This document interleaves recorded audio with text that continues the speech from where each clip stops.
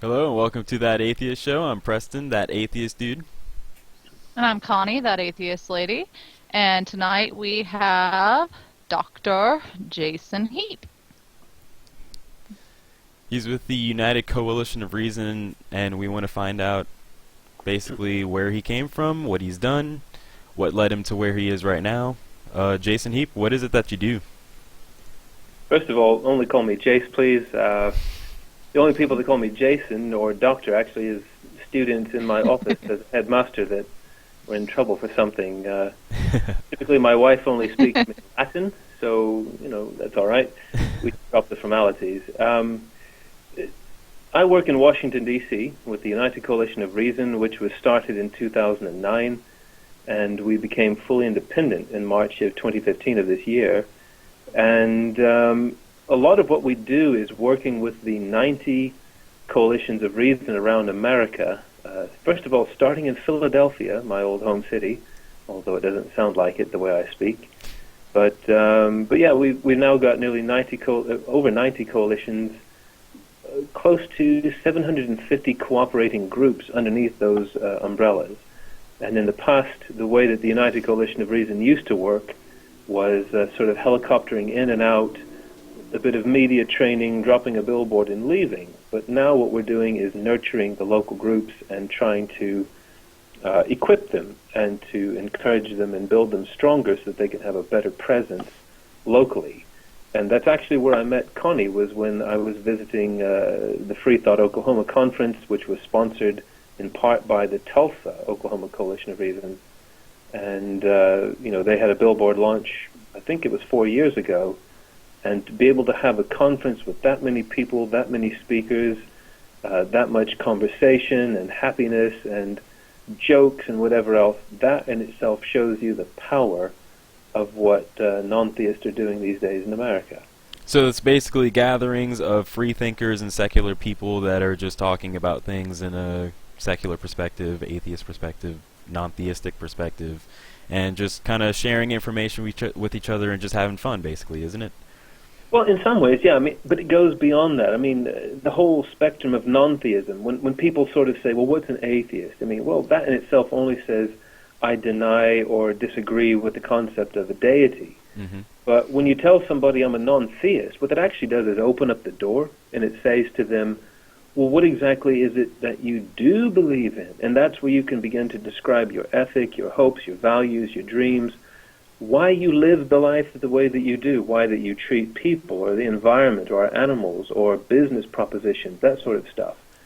And I think in the past, the way that it used to be was sort of general meetings and so forth where people were gathering together. But now, above me in my office here is a huge map of America. I'm looking at about 5 or 6 areas where non-theists control the predominant distribution of charitable resources. The humanists of West Florida, out in Pensacola, out on the Panhandle, going on the way to Mobile, donated nearly 5 tons of food on World Humanist Day.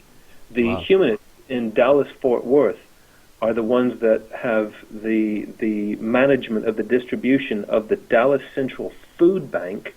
And here you have churches and synagogues and mosques and gurdwaras coming to them saying, hello, non-believers, could you give us some food, please, to give it away to some of these folks?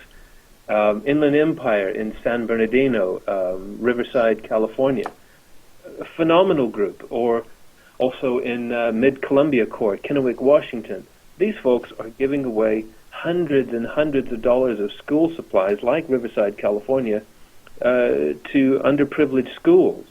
Or the one that was last year, this one just absolutely is one of my favorite ones, Mardi Gras. Mardi Gras, yeah. This was South Dakota having a friendly competition with Omaha, Nebraska, raising money to fund ladies' undergarments and feminine products for a battered women's shelter. And Wow. they were pushing each other as to who could outdo the other one. At the end of the day, everybody won. Yeah, so it's of course. beyond the concept of we're just going to sit around and slag off religion and talk about different people and, he believes that and he says this. Right. There's actually a lot of sort of non-theistic ethic put into action. And that in itself is changing a lot of the perception of how America, and predominantly evangelical conservative America, is starting to view people who say, I don't believe in a deity, but I do believe in people, and I do believe in justice. Mm-hmm. That's the sort Absolutely. of thing I think we're starting to move towards. Absolutely. That's kind of one of the points of our show, too, to show that. Yeah, because my big saying is each other is all we have, and I base everything that I do in my life around the concept that each other is all we have, and if I don't help people, who will? Like, I'm not going to wait for somebody else to do it because somebody else might not do it. Chances are somebody else won't. So if you see a need, try to do something about it.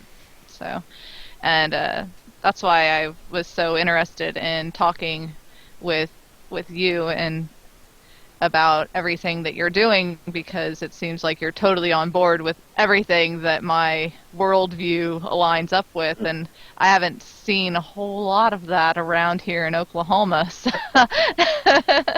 Yeah, Oklahoma's pretty bad lately. I have to say this, though. When you're talking about, if someone's going to do it, who won't, my friends that are out there in San Bernardino, California, in the Inland Empire, they are doing a 3 to 4 mile stretch of a highway pickup, and it happens to go in front of a very large megachurch. And by gosh, this megachurch was protesting them. How dare you, atheists, come out and do? These folks are saying, but can I ask you a question? How is it that this stretch of land that went right in front of your church has not been adopted by your church in the last couple of years? So instead of accusing us of subverting the peace and whatever else by adopting this stretch of land, my question for you, dear Christians, is this. If your holy book says to take care of the environment because it's been entrusted to you, which is what is said in the first 5 books of the Jewish Bible and the Christian Bible, why haven't you done that before? It was a free application. So why is it that we have to be the one to pick up after you in front of your own front garden? Yeah, really. Oh gosh, the sort of shame that was placed on those people was delicious. Especially after they protested. How dare you pick up our trash? It's like, you atheists aren't even good enough to pick up our squalor. It's like, what is really though? That's really how badly a lot of people think of us, and that's in California. So that's supposed to be, pretty progressive, but there's still people that act that way even out there. So that's actually kind of surprising.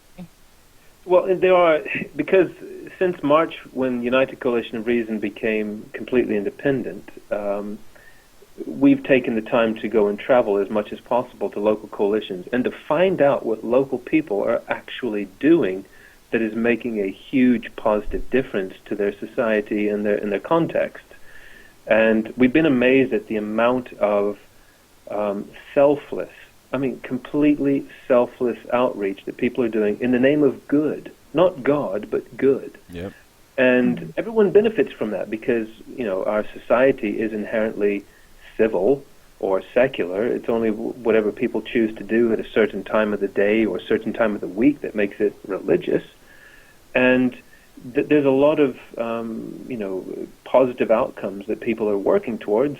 And even there in, very South California, there are some highly conservative pockets of people who still see these people as being morally bereft because they don't profess a belief in the deity. But yet, at the same time, they're more than happy to take the food that the people are donating towards them, the money that people are raising for local charity projects through Rotary Club or Lions Club or the Shriners, Toys for Tots literacy. The Marines don't care if you believe in a God or not, as long as you're there helping the children at the winter holiday times that the Marines are doing. That's what it's all about. And so when it comes to it, they're happy to take their money, they're happy to take their donations, but when they put up an Ask an Atheist booth in the middle of central Riverside, oh, well, that's just unacceptable. And you think, but why? We are the very same people that have, in the Christian New Testament, Jesus says, anytime you do these to the least of these, you do it to me. There are a lot of least of these that are slipping through our social outreach networks. And somebody has to pick them up, and sometimes it just happens to be people that don't believe in a deity. Right. So why is it you would happily take our food and our donations and our time for Habitat for Humanity and other things, but the minute you want to put up an Ask an Atheist booth where we actually try to civilly dialogue about what we believe in terms of ethics and outcomes, all of a sudden we're your enemy? Doesn't seem to quite work that way. It's like, you're happy with this, but you're not happy with that. Bit of an inconsistency there, at least in my opinion. Yeah, one thing that I read recently in an article was saying that churches, what they do with a charity is mainly donate to themselves, and that counts as charity because they're a non-profit organization, so they end up donating to building up their church, paying their clergy, and doing all that stuff. So a lot of the charity money doesn't even go to actual charity, to people that need it. It goes to these religions themselves that are saying that they're built on charity, but they are literally built with Well, charity. I have to say, United Coalition of Reason only got its 501c3 status at the end of May. That's crazy. If you were to look at the accommodation in which I live, it is obviously not a plush mansion made for a bishop, and definitely not somebody like a televangelist that wants a $60 million jet. Yeah, really. I still have pens in plastic cases here because, I'm happy with what the bank provides me for free. My local coalitions and local organizations will happily donate to us to say, listen, Jace, no doctor, because they don't even call me doctor either. Yeah, let's in Latin, then we can do something, otherwise just Jace. But they'll donate money to me and say, I want this money to go for X, Y, or Z. And therefore, it's my transparency, it's my integrity to the people in the local context to make sure that the money gets to where they want to go. Although I can't comment really on what some of the other religious organizations do, I know that I have to be extremely careful with how we do our banking, how we do our finances, even like how we talk about politics, because that in itself would remove a 501c3 if we got a little too far involved with politics. Really? And yet I know there was this whole stand up against the mayor in the city of Houston because how dare we be told what we can and cannot preach from the pulpit. Again, inconsistencies there, whereas I'm just some little person in Washington, D.C., trying to make sure that money that's donated us, achieves a good, outcome in local ethics.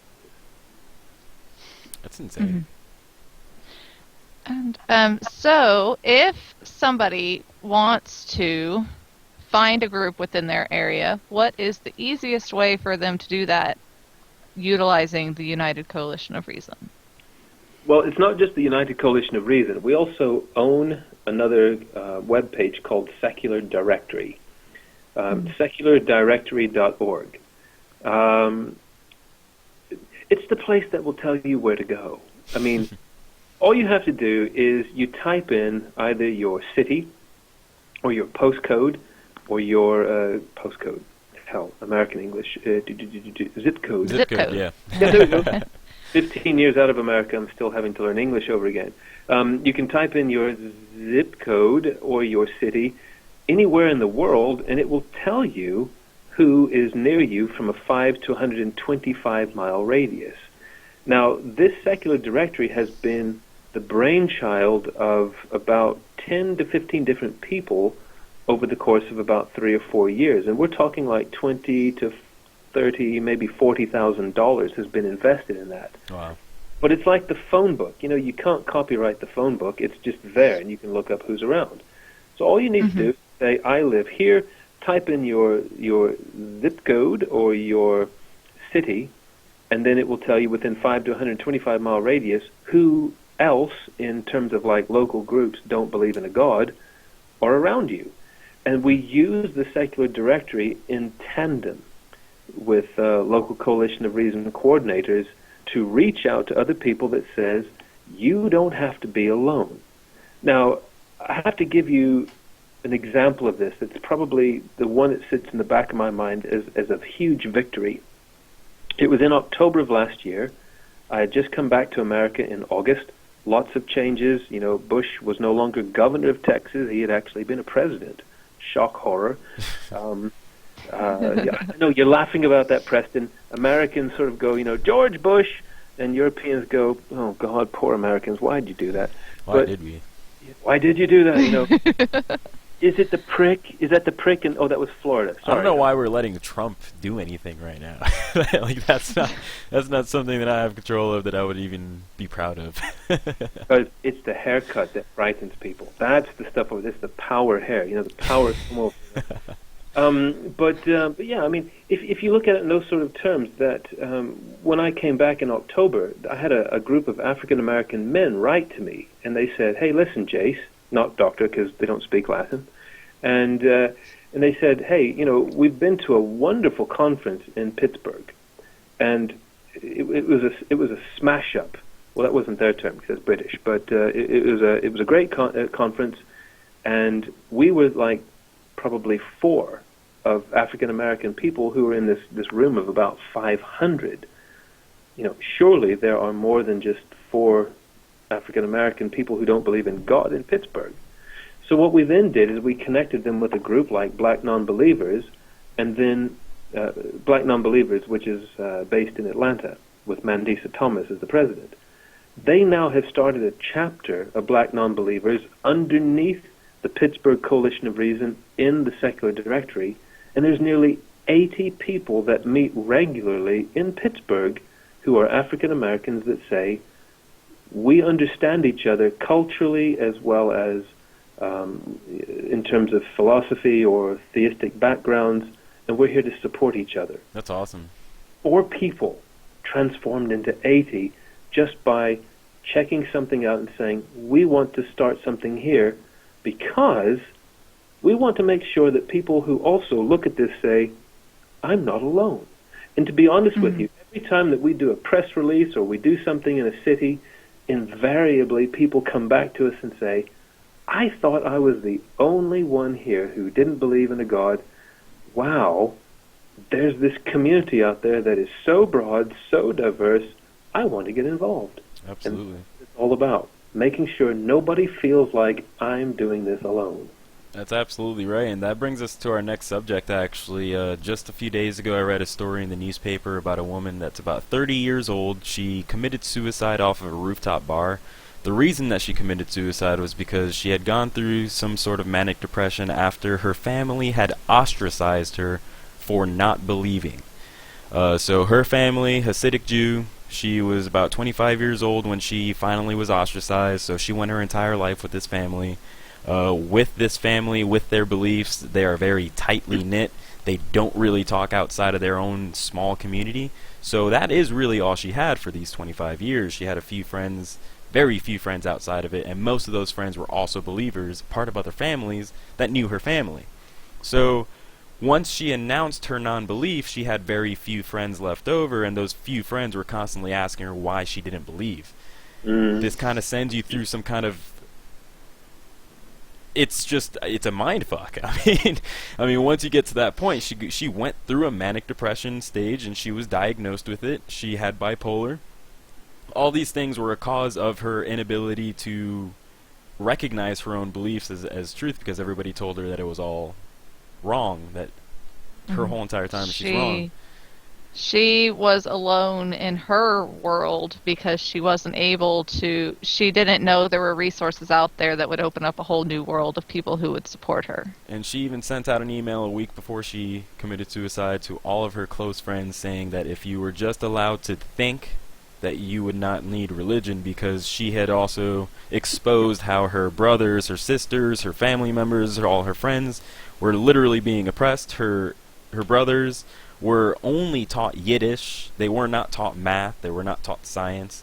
They were only taught their religious ideals. The females of the family were only taught to become mothers. They were not taught anything else at all. They were not taught to read. All kinds of things that she just she saw from a young age that were just wrong, did not agree with them. None of it made sense to her anyway. She had read the Torah and all that stuff. None of it made sense. She just didn't believe. And now, because she didn't know that others were out there like her, she's left us. I mean, you can't blame something like that on her.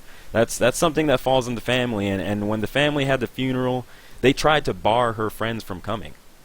And her dad finally felt guilty enough to let them in. It's just heartbreaking. It's absolutely heartbreaking. Yeah, I mean, I read the stories that you emailed me to that. I mean, firstly, I had a wonderful rabbi who taught me Hebrew when I was in undergraduate school, and I was able to read Masoretic things and to translate things to a reasonable standard. I mean, obviously not to the extent of a rabbi, but I was able to read Halakha and Haggadah literature as well as Torah, Ketuvim, and Nevim. This young lady, beautiful, absolutely beautiful. And the thing that kind of struck me, though, there's two things in her story. One of them was that after she plunged to her death in the Flatiron District, apparently people didn't quite notice that she was even around. They just sort of carried on business as usual. In the bar, yes. There you go, in the bar. I mean, I lived around, New York for a while, and it was a sort of, help, everyone's looking down. It's normal, it's the New York thing, it doesn't affect me, no problem.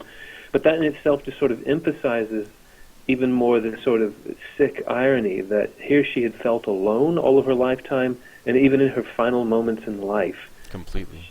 She was alone. And even in her death, she was alone. Nobody even noticed.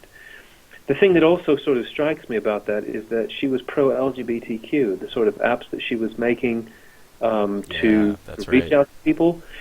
One of our best friends here in Washington, D.C., I absolutely love this man. And, I've never really spoken out about this sort of thing because I tend to not take any sort of political views on things.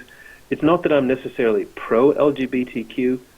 Let me just put it to you this way. I'm pro-commitment. I'm pro-relationships of people who are in a legal relationship that express love and commitment to each other, whatever. If that's what makes you happy and it makes you a better person and it makes you committed to somebody and you feel fulfilled and you feel loved, do it.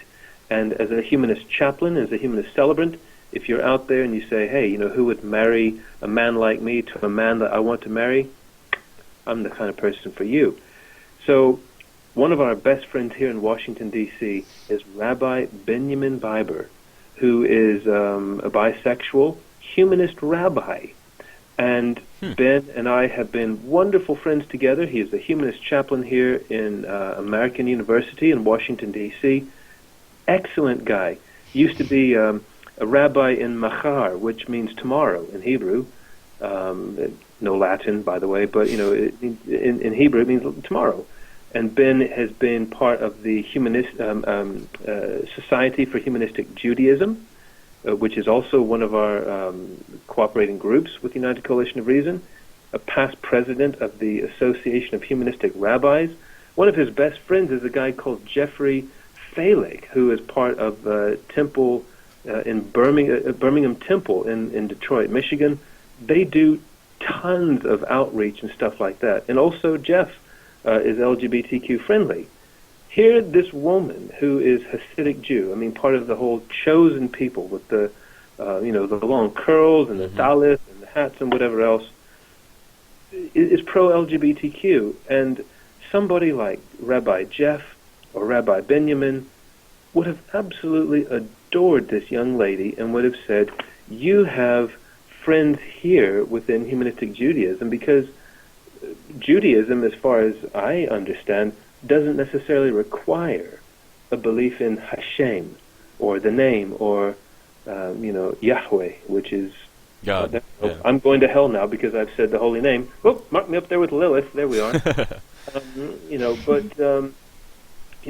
just seems to be like a sort of pointless death, because here you go in New York City alone.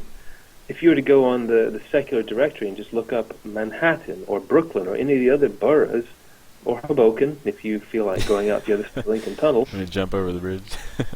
Jump over the bridge. Why do I have to pay $8 to go to Hoboken? They should pay me 12. to go. 12? Clinton. No, 14. 14 now. 14. $14. Yep. I think so. I'm pretty sure. Someone had to pay for that second Iraq war. If you look at things like that, there's loads of non-theistic organizations that this young lady could have belonged to, so that she didn't feel like she was alone. And people would have loved her completely. It welcomed her in wholeheartedly and said, yeah. Because here's the other funny thing about it: the Humanist Manifesto 3, which I believe as a sincerely held belief akin to any other traditional religion, the Humanist Manifesto 3 tells me it is not my place to try to convert people from their belief into mine. And so it was almost like saying, well, we legitimize and respect her Hasidic beliefs, but at the same time, if she has questions, she should have an opportunity and an avenue and a venue of welcoming people to say, let's discuss these sort of things, because especially in Judaism, it's not a sort of one-line thing. You have 3 rabbis, you'll have 15 opinions at the same time. So she had said since age 3 that she hadn't believed that God would possibly exist or the religion was in any way valid or logical. Not since 3 she didn't think all that, but she said since 3 she had her doubts, but then over time she just completely denied and rejected it entirely. She was just like, this is stupid. Or is it sort of like myself, that since 3, this is what Mummy and Daddy have told me I have to believe? And that's the sort of thing that when you look at groups like Freedom from Religion Foundation or Recovering from Religion, which has a hotline for people to say, I need to talk about these things. Here I am at a crossroads and saying, what in the hell am I going to do? I am not sure about these things anymore. They're afraid of losing their communities that they've already grown up with. That's the thing. She lost her entire support system that she grew up with entirely. So that's what people need. That's exactly it. Because, in your part of New York City, there's a lot of business that happens in between Yonah Schimmel's Knish factory and Katz's Deli. And if you're not part of that in crowd, well, things just don't quite happen for you. Mm-hmm. But at the same time, that doesn't necessarily mean just because I don't believe the same thing as you, I'm an anathema. Right. I'm an outcast. So to me, that just seems to be an absolute waste of wonderful human talent. Humanity, yeah. A waste of humanity. Especially in light of the most recent Supreme Court decision that's just driving our evangelical friends completely up the wall with this whole doctrine of lesser magistrate. Calvinism, ladies and gentlemen, 1523, Institutes of Christian Religion, Calvinism. Who says that, this was a Christian nation? Calvinism and Puritans. But, check it out. I'm serious. It's just sort of an opportunity to have opened the doors for a very orthodox and conservative Judaism to start to rethink what it means to be LGBTQ friendly. Because if you look at it, predominantly in the book of Leviticus, Levite, the priests. So unless you're a priest, it really doesn't matter to you. But of course, at the same time, if you're looking at what I'm wearing, a plastic overlay here on cotton, oh gosh, I've mixed my materials. Uh-oh, you're going to hell. Shocking.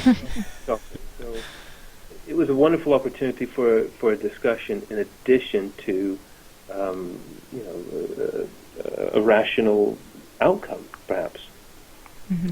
Now, before we wrap up, I want to find out what was your belief growing up.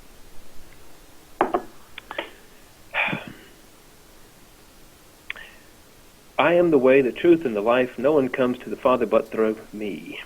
The wages of sin is death, and the gift of God is eternal life through Christ Jesus our Lord. And if you will but confess your sins, He is faithful and just to forgive you of all sins and cleanse you of unrighteousness.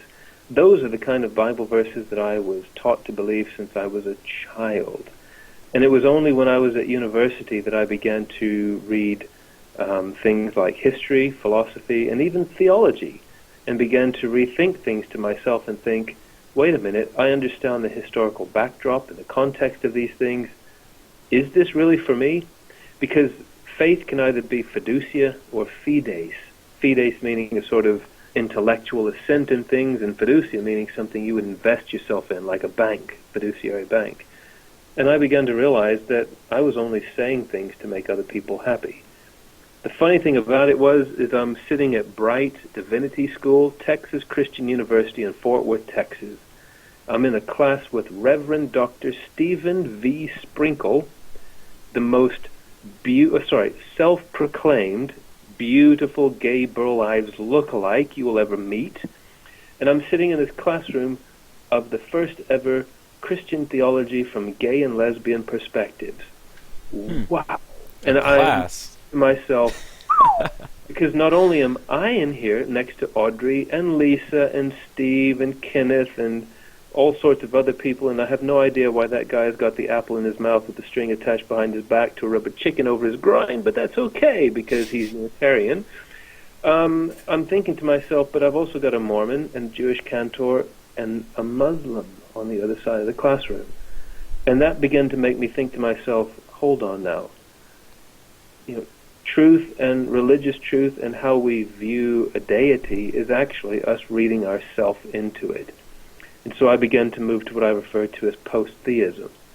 But the strange thing about it, though, Preston, is when in May 2000, when I made my first trip to the UK to attend the University of Oxford, I found more freedom in the United Kingdom underneath the wonderful Her Majesty the Queen, who is also the sovereign and the governor of the Church of England, a state religion. I found myself more free to be a post-theist under a state-controlled religion than I did here in the States. That's weird. It is weird, given the fact, too, that the United Kingdom is the very Church of England that our earliest founding figures was trying to leave. Because to get away? Yeah, the Elizabethan Test Act to get rid of dissenters and nonconformists and whoever else. The very people who have kind of made this evangelical push to put Ten Commandments memorials on the lawns and In God We Trust on police cars. What is that all about? And it's my sincerely held belief that I don't want to do X, Y, and Z. Yeah, no problem. And then the other weird thing, too, is in 2008, my wife and I started out working in schools in the Middle East, in Kuwait. And strangely, in Kuwait, they have much more religious tolerance under a predominantly Islamic... not Sharia. No, it's not a Sharia law. But I'm just trying to think. There's still the kind of distinction between Shia and Sunni, which Kuwait's predominantly Sunni. But it's the kind of deal of what are you here to do? Well, at the time I was a headmaster, a British headmaster, a principal, Dumbledore. There's your Latin. It comes in there. And it was like, well, you're here to do that job, right? Yes. Good. And you might have Christians in your school, and there's predominantly Muslims here too. Yes. Good. Then be a Mas'ad Mudir, the principal. You be the principal, and what you choose to do with your faith, your belief, is only for a certain time of the week. It should not enter into your job here. Now, it's quite clear in Kuwait and other places, if you wanted to keep your iqama, or your work permit, then you do your job. We were in Nigeria, where in the 1960 to 61, 62, they had a civil war, 50% Christian versus 50% Muslim. We're seeing that now with Boko Haram in places like Bauchi and Maraguri and Kano and Jos. People against each other over religion. And then when we were in China, working there, and it was sort of saying, you see that? That's Chairman Mao, right? Yes. Good. You're here to do this job, not evangelize, right? Yeah, no problem. All of these other societies that we've worked in just sort of gave me this idea that in 2000, I became completely free to be who I was without fear of recrimination, people looking at me like, well, wait a minute now, you must be a communist because you don't confess a belief in the one true God. Well, which one? Because there's been over 4,000 that we've been able to identify now over the, in archaeological history. Don't forget Xenu. I always forget that particular guy. I always forget that one. I had Baphomet in Detroit in my mind right now, in addition to probably two seed in the spirit, double predestination, foot washing Baptist in the middle of Murfreesboro, Tennessee. So forgive me for getting Xenu. But all these other places that we've lived and worked don't have this sort of issue of religion. And yet, here it is in America, where Roger Williams, in 1644, wrote The Bloody Tenet of Persecution, fresh in his mind is the Church of England oppression of anyone that was considered to be a dissenter. Yep. Williams said in his book, fifthly, number 5, the civil government is deemed essentially civil and is therefore not governors, defenders, or judges of the spiritual, and Williams makes it clear, or Christian state and worship. Wow! I mean, what a scandal is that? And yet, Rhode Island was really the only place in the original colonies.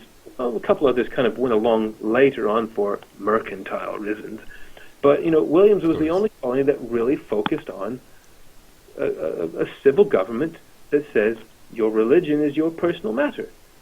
What has happened? And here I come back here in August of last year and think to myself, bloody hell, look. It's almost like saying, who needs my history? It has nothing to do with me. And yet there are other societies in this country, in this world, that my wife Susan and I have lived and traveled to, that truly respect religious liberty, because they just say, get on with your life, be good, pay your taxes, take care of your children, take care of your wife, take care of your neighbors. Don't screw things up, and if you do, please try to fix it. And if your religious belief makes you a better person, great. If not, no problem. We'll put you in jail. Following the law. Yeah. And that's a big misconception that people seem to have about like secular activists, is that we're trying to convert people away from their religion, but that's not what we're trying to do. Our biggest, firstly, we want to let people like the woman we spoke about earlier know that she's not alone. So if we stay quiet, people like her won't know that she's not alone. And then secondly, we just want everybody to live happily, whatever way that may be. If that is religious, then good for you, but keep that where it belongs, within their own minds, within the walls of their own religious institutions, and don't pressure it on to other people. So we don't want to convert people away from their religion. We just want people to treat each other kindly and live decent, happy lives. And we get a lot of pushback because people think that we are trying to stop them from believing what they're believing, but we're not. We just want to stop them from harming people with those beliefs. I actually read today in an Episcopalian newspaper, the Episcopalian New York, Love versus Tolerance. It was like a whole, half the freaking newspapers, a bunch of pages, different articles. Love versus tolerance. So what they're saying basically is to be tolerant is to stand on a pedestal and think that you're better than everyone else. This is what was written. And to love somebody is to tell them that you love them, to treat them equally, but also to share with them the glory of God. So it's like that's what you're trying to do, is bring everybody over to you, and once you convert them, you're trying to change who they are so that they are in the glory of God. That's not fucking tolerance. That's the funny thing about it, though, too, Preston, and I completely agree with you, Koni. See, I'm not an activist. I'm actually an advocate. I'm an advocate for activists. They're trying to do something in their local communities and say, we're making a difference. And when I was teaching religious education in the UK, which is like civics education, and I wouldn't trust most people here in the States to do it because they would see it as a chance to proselytize, I'm teaching Muslims how to become better Muslims, and Christians to be better Christians, and Sikhs, and so on and so forth. Our Sikh friends out there are some of the coolest people on the face of the planet. That's because awesome. They have this view of any kind act that a person does. For a Sikh, it's like doing it to Vaheguru.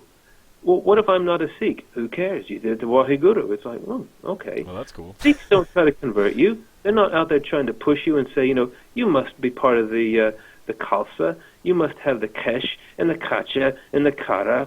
They're not trying to push me. Although I used to have long hair, so to be a Sikh and a heavy metal person, mosh pit, you can go out there and windmill the Kesh. Love it, But hey, Verinder, for those of you that are out there in the City of London government, you just heard that one, right? I just said go out and rock the Kesh, buddy, because you used to go to my mosh pit in East London. But yeah, that's the thing about it, is that not every sincerely held belief out there is trying to push people to this kind of thing. And we also, for those of us in the non-theistic community, need to realize that not everybody is going to take it to the nth degree and to become fundamentalist and say, it's this or that. There are loads and loads of Christians even, or even Muslims, some of my Muslim friends that you'd find at the pub on a Friday night when they should be doing Jummah prayer, right? Naughty, who also just sort of say, I know when to take certain things in moderation. Not beer, because Asif used to get quite pissed as well, but 4 pints, anyone could. But not every sincerely held belief feels that somebody else needs to accept their way or no other way. And for those of us that are in the non-theistic community, we need to figure out a way to reach out to them and say, hey, listen, I'm not here to inculcate my view onto you. Please don't do the same thing for me. However, do you believe in children having a fair shake? Do you believe in equality of women with men? Do you believe that there's a way of stopping the high level of incarceration in our prisons? Yes? Great. I believe that too. Let's team up together so that we can actually pool our resources and our expertise to achieve these sort of humanitarian outcomes, because if this is what you believe is what makes you correct in the eyes of God, or Allah, Salahim, or Hashem, or Jesus, or Thor, whatever God, name them, great. And you do that when you're in your religious edifice, back at edifice complex, but you do that in your religious edifice. For me, I'm not going to do that, but at the end of the day, we did that for other people, and that's what a real secular is about. Right. Because it was like the guy in South Carolina, I can't remember his name, the African-American who stood up in front of people and said, look at what we've done. We've had the shooting, we've had the lowering of the Confederate flag. It's all secular. It is all secular. Keep in mind, too, my family is German, so there's a particular flag that my German family doesn't exactly fly for heritage. Think about that. And, mein Ura ist treuer. But if you think about it in that kind of way, this guy was saying, hey, what I look around me, I see black people, I see yellow people, I see white people. I see Hindus, I see Muslims, I see Methodists, I see Hindus, I see Muslims, I see agnostics, I see atheists. This guy in South Carolina was calling out to the whole community and saying, all of us belong here, not just one particular group because we happen to be the majority or because we happen to have a huge amount of political clout or money pushing all sorts of lobby buttons.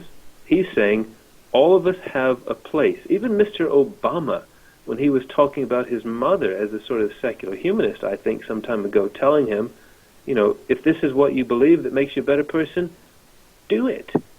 I mean, that is really what the basis of a pluralistic society is all about. And we, as the non-theistic community, can lead that if we start to think in terms of yes and rather than either or, which is the game that our friends in the ultra-conservatives do. They want to divide. We have an opportunity of combining and saying we all win from this sort of thing, because I think, as Koni was saying earlier, it's our life. We got to do something with it now, because if I don't fix it, it might not fix. Yep. Mm-hmm. That's exactly Each right. other is all we have, and I think that's a good note to end the show on tonight. Just Do we have any keep that in questions mind. from the crowd? Any questions before we No, I don't see any questions. head on out for the... No questions? Okay. Thank you for watching That Atheist Show. It was awesome talking with Jace, and maybe we'll have him again on again sometime. And he was our first guest, so yay, first guest! Yay! Yeah, Jace, thank you very much. Already, yeah, that's it. Thanks very much for coming on. That was a very awesome conversation. Sign on to the Coalition of Reason. Check out if you have anything local in your area. Maybe you could start something up, get some people together, have some beers and stuff like that, talk about space, like all of us secular free thinkers do. But so that'll be the end of our show. Tune in next week, 10 p.m. every Tuesday Eastern Standard Time. Check us out on Twitter, Instagram, every social media you could think of, we got it. ThatAtheistShow.com. So, Bye, everybody. you all have a great night. Thank you, Jace. Do you have anything else you want to say? You want to do any plugs or anything? No plugs at all. Just whatever it is that you do, be true to yourself. Make a positive difference, but be true to you. That's the main deal. Exactly. Everything is subjective in this world, in this life. So you all have a great night. Thank you very much for joining.